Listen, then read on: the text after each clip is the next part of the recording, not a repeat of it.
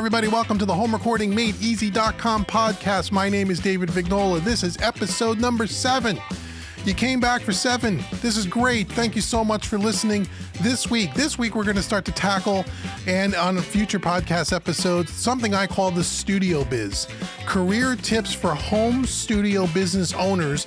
And this week's topic, we're going to talk about investing in your craft. And what does that mean? So if you're someone that owns a home studio and you're trying to run it as a business, this will be perfect for you. We'll do a few more of these episodes in the future. And then we're going to answer a question in this week's mailbag. So this week, investing in your craft. What does that mean? Right here on the HomeRecordingMadeEasy.com podcast.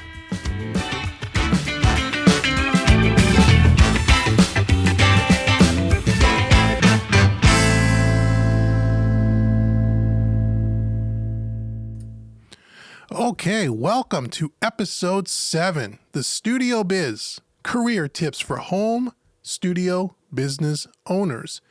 Investing in your craft. What does that mean? This is so super important. I can't tell you, how many people I've talked to over the years, and folks that are just starting out trying to run a home studio business. They was working in a full-time career. They want to now follow their passion and they want to turn their hobby into a business. And investing in your craft is so important. So let's jump right into this. So I first want to say, in order for you to grow a business, you must continue to grow and learn new skill sets, not only in music, but also in business. Okay? The studio biz, the music business. Okay? The word business is in the music business, right? A lot of people forget about that. Just because you're a good musician or just because you love music doesn't mean you can run a studio business or anything, any kind of a business for that matter. But the music business is exactly what it is. It is a business. And part of being a business owner is you have to continue to learn and grow, sharpen your skills in both the music industry and in the music side of things, or if you're a session player or whatever, your own personal skills, or if you're an engineer, your own personal recording chops, mixing chops, but you also got to learn the business end of running a business, or guess what? You'll be out of business faster than you went into business. And it's not a business then, it's just a hobby. Okay, so let's talk about that. So I want to give you 6 things that I want you to think about when we talk about investing in your craft. So here's 6 tips to getting better at what you do as a business owner. Okay, tip number 1, understand what you are good at and understand what you need to work on. You need to do some soul searching, and you need to self-evaluate. What things are you good at? If let's just use the example, you're going to run your studio business as a recording or a mixing engineer, because that's what I kind of do. And now I'm an educator, but let's just start there. But it really doesn't matter what you do in the music industry or any industry for that matter. If I'm going to be a mixing engineer, I have to know, what am I good at? What am I not good at? What do I need to work on? Okay.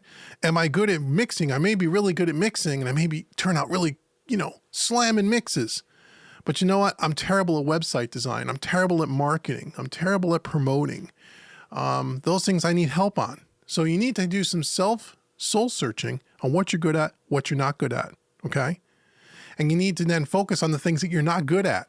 A lot of times people focus on the things that they're really good at, and they try to get better and better and better at the thing that they're excellent at, but they're so underskilled, they're so far behind in certain other critical areas to being successful as a business owner that they don't focus on those things. Why? Because they're hard. Why? Because it's not as fun. Why? Because it's just difficult, right? I mean, if you love your mixing, we'll use our example as a mixing engineer, you're going to be a mixer. That's what you're going to do. Mixing's fun, right? Music, plugins, gear, it's fun.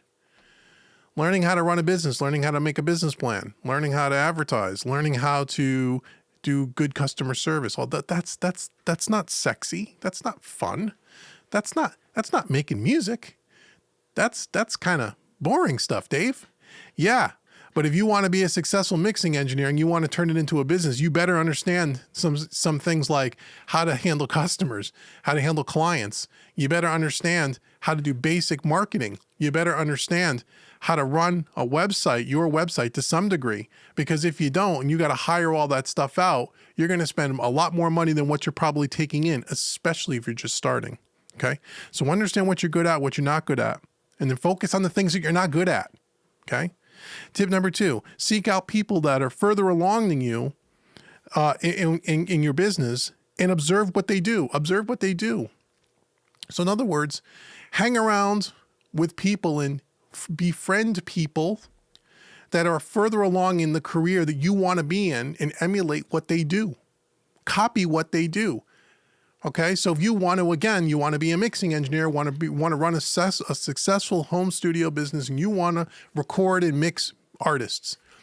Well, try to find other people that are already doing what you want to do, that have been there where you are at one point, and follow what they do. Maybe befriend them and maybe ask them for some advice. Find a mentor.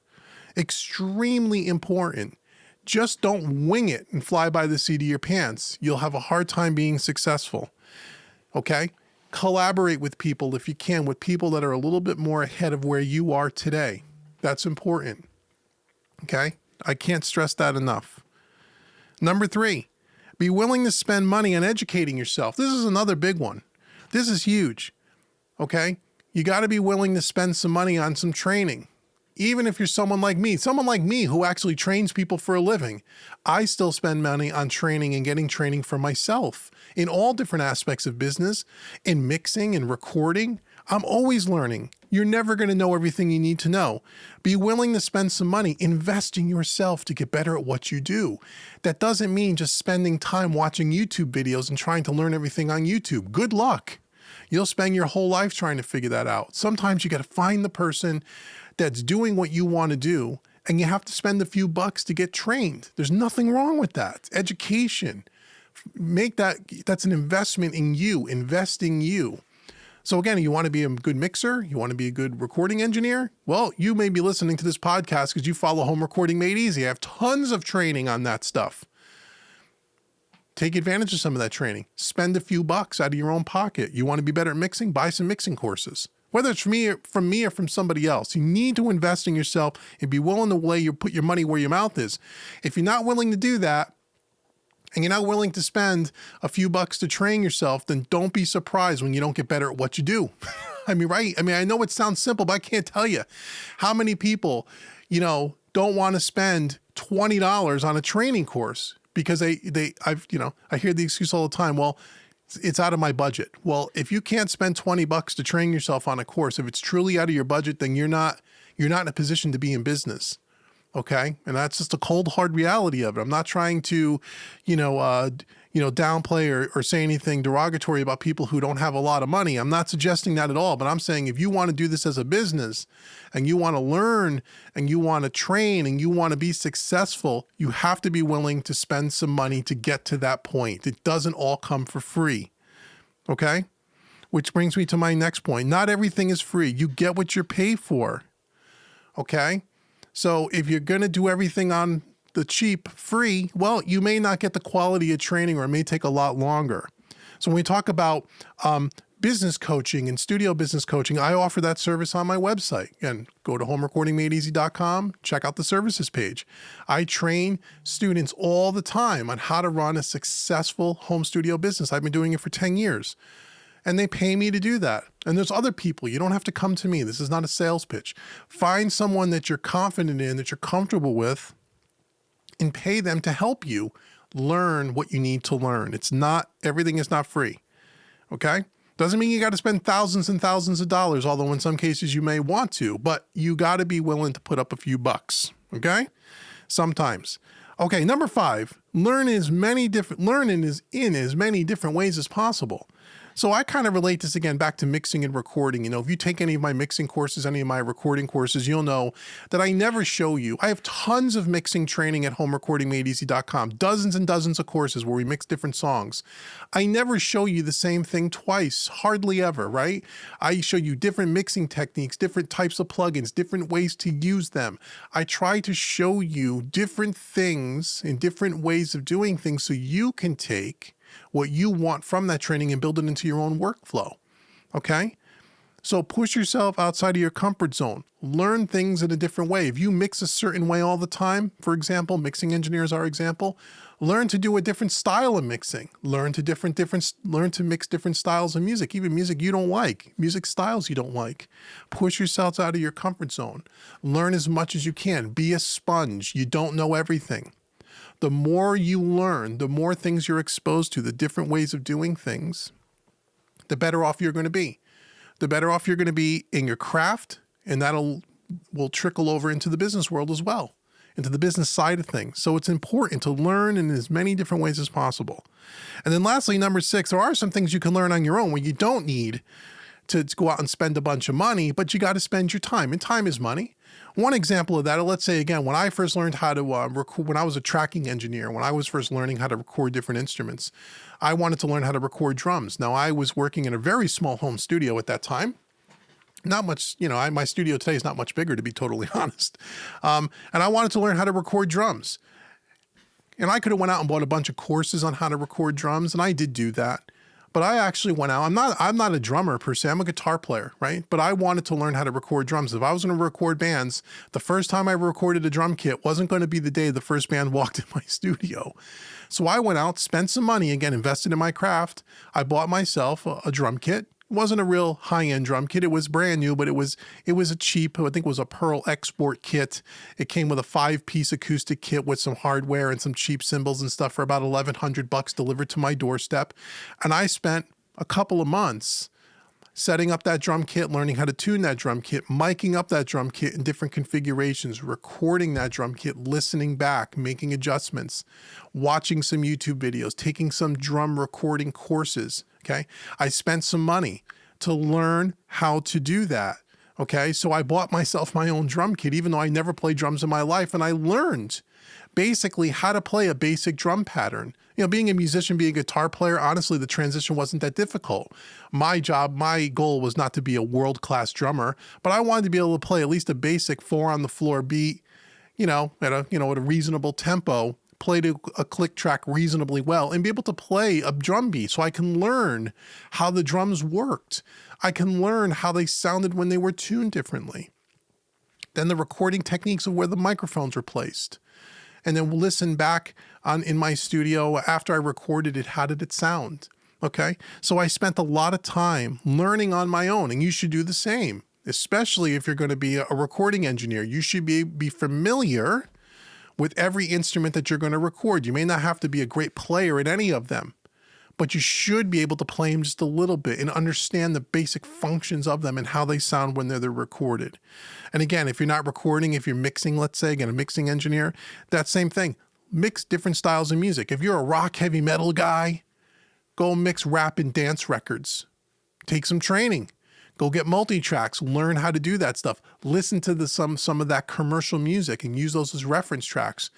Get yourself out of the heavy metal guy and go listen to rap records. Okay? Get yourself outside of your comfort zone. Spend some time learning how to get better at what you do. Investing in your craft is so incredibly important if you want to continue to grow as a business, or if you want to start a business and then continue to scale it and grow. You have to get better at what you do, not only in the studio, but then outside the studio. Take some basic business courses. Take a basic accounting course.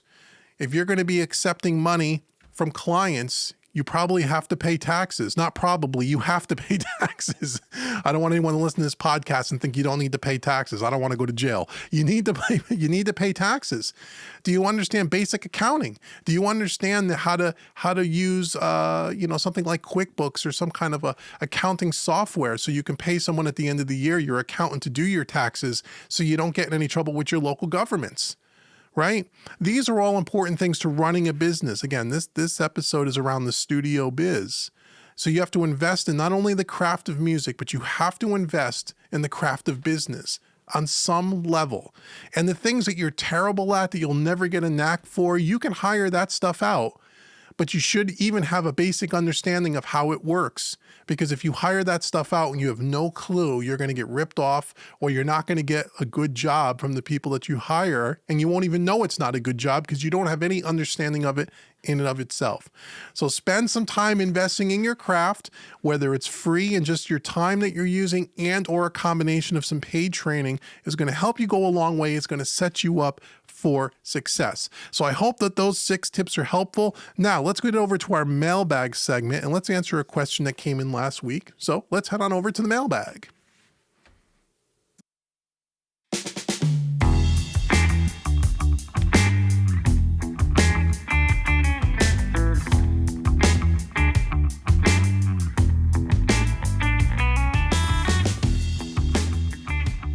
Okay, this week's mailbag, we have a question that comes in from Simon. And Simon writes in, "Hi there, I've been considering changing careers and going full-time in my home studio business. It's a very scary thing to leave a job to follow your dreams. Any advice you can give me as I make this huge change in my life? Thanks, your faithful follower and student, Simon." Simon, thank you so much for writing in. And first of all, I want to congratulate you on even considering taking a chance of doing something like that. It can be a very scary thing, but life is all about risk. You don't take any risk, you'll never have any reward. So congratulations on making that change. Now, a couple of things I want to point out to anybody thinking about this, because I've get this a lot. A lot of people look at me as their mentor, which is great, and a faithful follower here like Simon. And they see the end result of what I do here. And although they may not know the particulars, they know I do this full time. I've been running a full-time business out of my house as a home studio owner for now going on 6-7 years now.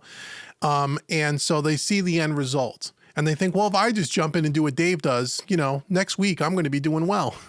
What they don't realize is it took, almost another 5 to 7 years before I was able to do it full time, where I was doing it part-time on the side. And I worked a real job for many, many years. Okay. I always caution people that if you're using your studio as a way to make a full-time living to help feed yourself and your family, it's a bad idea to quit your day job and jump into this full-time if you're starting from ground zero. Okay. 99.99% of the time you will fail at it that way. And there are many reasons for that. And we're going to talk about that in future episodes. I have an episode coming up called "We Love Our Day Jobs," and I explain more in detail. So first I want to say, if you're starting from ground zero and you're not already financially set in your life and you're not retiring and you're someone who still needs to depend on your home studio business as a way to feed your family, then I would say before you do that, you may want to build up your business on the side while you're working your day job, and don't depend on your studio making any large sums of money, at least for the first year, maybe even longer, depending on what you consider a lot of money. Okay, that's very, very important. So first thing, Simon, where are you financially in your life? If you're at a point in your life where you're getting ready to retire soon, you don't really need the money, you're trying to follow your passion, your family's not going to starve, you're not going to lose your house, you don't need to make money right away, then you can jump in and don't expect to make money right away. If that's not the case and you think that you're just going to jump in because you're really good at what you're doing, you're going to work really hard and it's going to turn on very quickly, caution, red flag. Okay, I'm telling you as your friend and as your mentor, that's not the case. Okay, it took me about 7 years of doing this part-time before I could do it full-time. And even the first year that I did it full-time, I took a massive pay cut when I left my day job. Now, I also have a spouse and a wife who actually has a job and makes very good money as well. We are both equally making very good money in our corporate gigs. So again, you may have a spouse that already works that can help support the family, or your studio doesn't need to make a lot of money right away. That's a good thing. Those are things to seriously consider. Okay. When you first start any business, if you have to start that business making a full-time salary right out of the gate to support your family, it becomes very, very stressful. And you end up doing a lot of things you don't want to do just to make a buck. And you make a lot of stupid decisions that are going to hurt you and the longevity of your business. Okay, so that is my number one thing to say to you. That is my advice. Now, beyond that, we could talk about other things, but I don't want this podcast to be an hour long. But I want to tell you that first. Do not quit your day job until you don't need to make money for the first year. Okay, that's a guideline. Or if you have someone in your life that can help support your family while you're building your business, that's great. Once you have that covered and all sorted out, and you're realistic about the fact that you're not going to make a lot of money your first year, you'll make some money. Sure, if you're good and you work hard and you're really going at it, and you've already been doing this on the side for a while, and now you're trying to make that transition. Yeah, you'll make some money. You already have some clients, maybe as a part-time hobbyist. You'll make some money, but don't expect to make a lot of money. And if you get lucky and you make a lot of money, that's great. But expect that it's going to take 3 to 5 years of working full-time at your business, if you're starting from zero or almost zero, to be able to replace a full-time income. Okay, that's about what it takes. It may take a little less, it may take a little more. It took me about 6 years before I was able to replace my job with this studio business. And again, even that first year, I didn't make a ton of money, but I made okay money. My wife's income really helped out a lot. It wasn't until about my second or third year of really doing this full time where I was making enough money where I didn't need a second income. And it was a lot of hours and a lot of hard work. Okay, so just keep that in mind. That's my advice to you, Simon, and to anyone else out there who wants to jump into this and go full-time into their home studio business. Be careful about that at first, okay? We'll talk more about in future episodes why we love our day jobs, why you shouldn't do that, and we'll get into a lot more detail. But as long as you have realistic expectations, I commend you and I congratulate you on taking a risk. It is very scary to start a business of any kind. It is very scary to leave a guaranteed paycheck every week to break out on your own. And I commend anyone that does it, because here's the thing. You can always find a job usually working for someone else. There's a lot of freedom and there's a lot of flexibility and there's a lot of self gratification you get for working for yourself. Okay, you work harder. You probably are going to work more hours than you ever did working for somebody else. But you know what? When you're doing something you love, and if you love this business, okay, it doesn't seem to be work. And the harder you work at something that you love, the better you're going to get at it over time, and the money will come. And the living will be there for you, okay? Unless you're lazy and you're not a self-starter. The other thing I would say to you too, this is not for the weak at heart. This is not for lazy people. If you want to be an entrepreneur in anything, especially in the music industry, no matter what you do, you have to be a self-starter. You have to be disciplined. You have to be hungry. And I don't mean hungry like you need food, although that could help. You need to be hungry, motivated, go, go, go, go, go. The only one that is going to make your business grow is you. No one is going to work more harder at your business than you. If you are not that, if you don't have that kind of mindset, you will fail at being an entrepreneur, more than likely. So you got to have a strong mindset. You have to be hungry. You have to be disciplined. You have to be a self-starter. You have to invest in your craft. You have to know what you don't know and figure out what you don't know. And you have to be a little bit patient and don't expect that you're going to make $1 million right out of the gate, because that's probably not the case. And if all of that is okay with you and you still want to do it, then you know what, man? Congratulations. You are stronger and you are going to do something that most people can't do and don't have the stomach to do. And I'm sure if your mindset is right and this all resonates with you and rings true to you, Simon, you're going to do just fine. Okay, so that's it for this week's episode 7. Now I want to give you guys a couple of free gifts. If you're the first time here listening to this podcast, I want to say welcome to the homerecordingmadeeasy.com family. First thing I want you to do is go out to homerecordingmadeeasy.com and right on the homepage, get your 5 free mixing training courses right on the homepage, big orange button. You can't miss it. I also want to give you a coupon code for listening to this podcast. Any training course at homerecordingmadeeasy.com, you can get 30% off just by using the coupon code podcast30. That's podcast30. Put it in a checkout, take 30% off anything on my website. Go check it out today. And then last but not least, if you like this podcast, depending on, wherever you're listening to this, iTunes, Spotify, all Pandora, wherever you're listening to this podcast, if you have the ability and you can take a moment, give me a positive review, give me a thumbs up, share this podcast on your social media. It really does help me.